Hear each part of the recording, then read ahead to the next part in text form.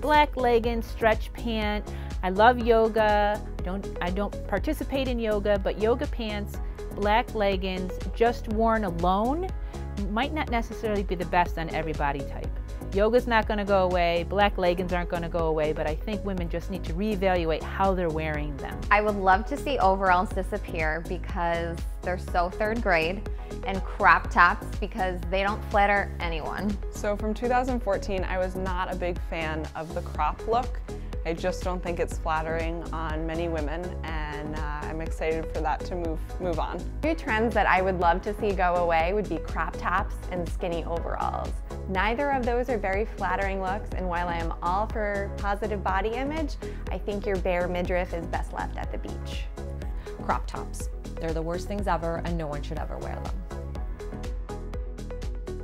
For this spring and summer, we're seeing a lot of florals, a lot of prints, bold colors, that kind of thing has been really good for us. The trend I am most excited about for spring and summer is 70s inspired boho chic. I just love that style aesthetic. I'm really excited to get a nice pair of high-waisted flare jeans, some platforms, a little fringe, and just boho hippie chic look. I love it. We're getting a lot of gingham right now, and I think those are awesome. Clean lines on very nice pale backgrounds is perfect for summer. And for spring, we're getting a lot of paisleys, lots of florals, and they're very Moroccan inspired, and I'm very excited that we're going to have that end of the spectrum as well for spring. So my favorite 2015 trend that I've seen so far are two. One is a wider legged trouser, and that's really a complementary silhouette for women who might not necessarily be really thin. They might have a little bit more shape to their torso and to their hip area, so I'm excited about that for a lot of women. And the other trend is I'm starting to see some not only bohemian, very feminine bohemian styles, but some skirts with slits in them. Now I don't mean thigh-high slits like J-Lo or as Angelina Jolie wore, you know, on the red carpet, but I think that women now can be a little bit more feminine and not necessarily reckless in the way they're dressing, but definitely it's fun to see skirts coming back with a little slit. I'm loving the one-shoulder tops, the bright color yellow that we're seeing on a lot of the dresses coming out for spring and summer, and the gingham print dresses, as well as the shirt dress.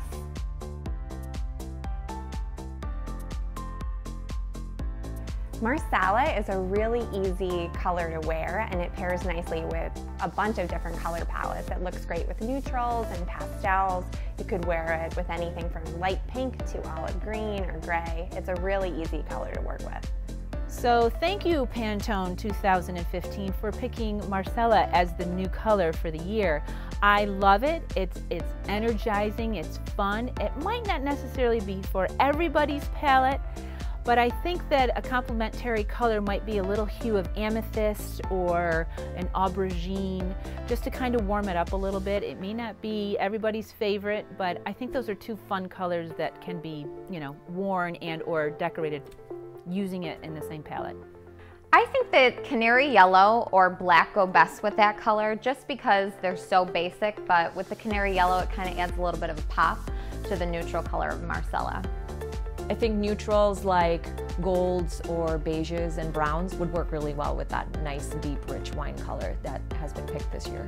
So the 2015 Pantone color Marsala, we think pairs really nicely with sky blue. So like a lighter blue shade pairs very nicely with that. A really good, reliable handbag. So girls can't leave home without their handbag. So I'm going to say it's an accessory. However, it doesn't necessarily need to be a piece of luggage, nor does it need to be so small that things are popping out of it. I don't think a crossbody is for every shape, especially with a woman with a large bosom. I think that we women really need to take a little bit more time to gauge whether or not our handbag is appropriate for our lifestyle and those things that we have to have with us every day. I would always say my pearl earrings. That's something that's classic and definitely a little bit preppy, so I think that's something that's kind of timeless. She should never leave home without her smile, then her high heels. Never leave home without your smile and a good dose of confidence. I think it's just really about keeping it simple and wear what you love. My fashion tip would be layering. So when we live in Rochester, New York, you're layering 24/7, 365 days a year, whether it's layering a sweater on top or a lightweight jacket instead of a winter coat. Layering is a girl's best friend. So my fashion tip for all women is this: if you're gonna buy one, take two out. You gotta keep the closet fresh. I know there are staple items that we all love, and I know we invest a lot of money in our wardrobe, but really, girls, really don't hold on to things way too long beyond their wearability. I would say always have lip gloss in your bag and your favorite pair of shoes or flats that you are sure will never fail you. Keep those in your car or your handbag also. And when in doubt, add the accessory. One of my favorite fashion tips that I share with all my styling clients is the rule of the third piece.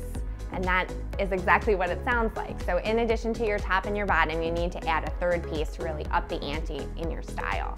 So that could be a coat or a jacket, a cardigan, a sweater, a vest, or it could be an accessory like a statement necklace or a scarf. 1, 2, 3, the third piece.